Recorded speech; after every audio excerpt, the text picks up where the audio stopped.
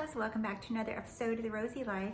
So today I want to give you a very powerful tip on helping you reduce anxious thoughts and that feeling of anxiety. And this works really, really well once you get a hang of it and you start using it throughout the day, all right? So before we get started, if you haven't subscribed to my channel, please do so and go to RoseyLife.com and sign up for my newsletter. And I send that out a few days a week.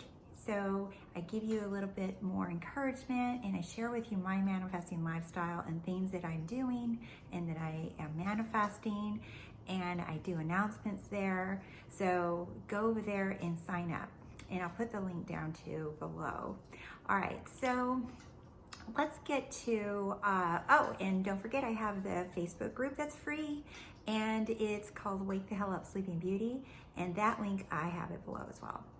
Okay, so why I want to talk about another tip for anxiety, right? Because what I noticed personally and with a lot of my clients, and both my therapy clients in the past and then my spiritual therapy clients now, and what I mean by spiritual therapy is people that work with me on all levels, right? So manifesting and those kind of things. So what I notice is that they have a strong desire to manifest something, but they're so used to focusing on it, because that's what we're told, right? Is that whatever you focus on is what you eventually manifest, meaning the imaginal scene, whether you are scripting or whatever it is. I don't like getting caught up in which one's right and which one's wrong, right? I say test them, right? For me personally, what Neville talks about is using your imagination, and I've manifested other things by scripting and affirming things, but I'm gonna tell you right now, the reason why I love Neville is he cuts to the chase, and imagining is like that. For me, it works so fast, and it's just practicing with it. That's it. That's all you have to do is practice with it. Okay, but what happens is that we get a little fixated on something.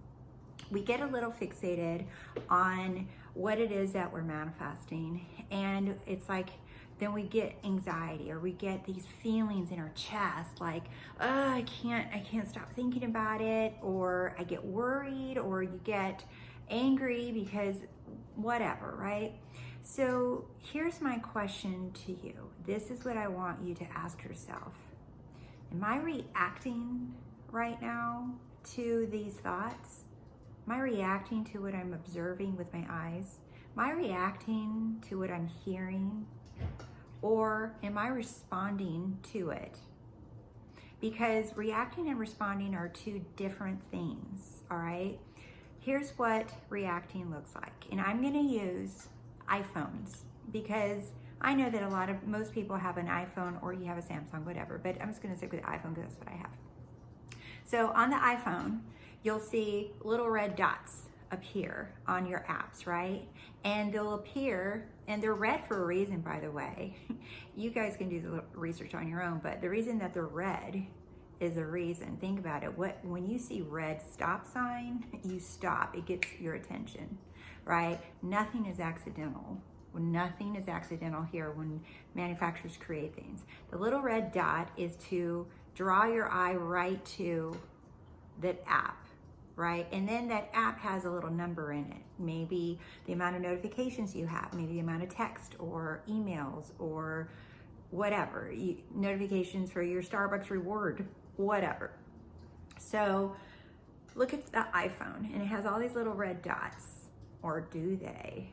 Because I've met people that have no red dots. In fact, as soon as a red dot appears, they open the app to get rid of the red dot. They might not even handle the business that's in that app, but they click on that app just to make the app disappear, right? So that tends to be me, by the way. I'm not gonna lie. So, and then I met people like my son. I look at his phone and he has like 1,179 emails. And then he has 28 texts, and all his apps are, it's like a Christmas tree. It's lit up, right? He doesn't care about all these people that are there calling him, right? he's like, I don't care. So here's the difference. If I react to the red dot, right, I'm reacting to it because I don't want to see it there. So immediately for me, it's an emotional reaction to click it open, and so the red dot disappears. I don't want to see it. I don't know why. And versus if I just see it and I'm like, I respond to it, I'm like, I don't care. I'll get to it later. It doesn't have a hold on me that way. Do you see? So I can react to the red dot and say, I want it gone, right? It doesn't matter if it's justified, important, or not important, or whatever, okay? Or I can respond to it and say, oh, I don't know. Do I want to open it right now? Or do I not want to open it right now? Do I feel like it or don't feel like it? Do you see how I'm responding to the red dot? The red dot versus me like, oh, red dot, ooh, get rid of it. That's reacting. I know this is it's like a silly, really basic thing, but this is how the mind works, okay? So you can react to a sound, right? Like just a minute ago, I heard a neighbor's door close, and I can react to it and mean like, oh my God, right? Or I can respond to it. I'm like, sound, what do I make that sound mean, right? It's just the neighbor. Do you see? I could hear something, I could see something, right? I can see a little dog running down the street with no leash, totally cute dog, or not cute dog, doesn't matter. I can see a little dog running down on the sidewalk, let's say, and I can react and say, oh my God, he's alone. Where's his owner? Or I can say, oh, he's so cute. And then I can look around, oh, he's too cute. Where's his owner? This little dog's groomed, he has a little sweater on. Where's the owner? I'm sure the owner's around here somewhere. Do you see how the reaction versus response is different? So I want you to play with this throughout the day, and I want you to ask yourself, am I reacting or am I responding? Because one of those puts you in the power seat, and the other one is like you just submitting to what's happening.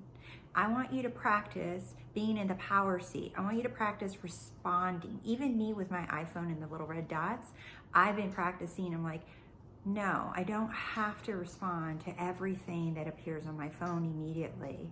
I get to decide when I do that. Do you see how I'm putting myself in the power seat? So the same thing, if I have a thought, like a thought that I don't like about anything, I might look at it and say, do I want to react to this thought? Because I know what happens. If I react to the thought, then I'm going to be pissed off, or I'm going to be sad, or I'm going to be anxious, or I'm going to overthink it. Or do I want to respond to it and say, do I really want to create something here? I don't got time for this, right? So what I started doing when I have like those kind of negative thoughts, I'm just like, no, not happening. I'm not entertaining you. Do you see? Because I don't want to react and engage with it. So it does take practice. I'm not going to say this is freaking easy because I'd be lying. So, however, start right now. Imagine yourself, okay, you can imagine yourself that this is easy, all right? Imagine yourself that you nail this. That's the other thing you can try, right? I play around with all of these things that I share with you guys, and I know that what I share, I know it works. It's worked for me. It's worked for many people that I work with. So you can imagine that this is easy and see if that helps you. Or you can just say, you know what, this is my choice. If you're finding yourself struggling, it's okay. It's okay. Make the decision to choose yourself, to respond to situations and not react to them. Now, just because you respond to them doesn't mean that you don't have emotions. Doesn't mean that the emotions just disappear, okay? No, it means that now you get to be the observer of those emotions. Now you get to observe you having an emotion. But remember, you are not your feelings. You are not your thoughts. You are the one that is always observing everything. So responding puts you into the observer seat instead of reacting to it, which is the human seat. So become more of the observer, because that's who you really are. And the reactor is your human self, where there is no power and it feels like you're a victim and everything's happening to you and you can't control it. And you're like, oh my God, oh my God. That's the human seat.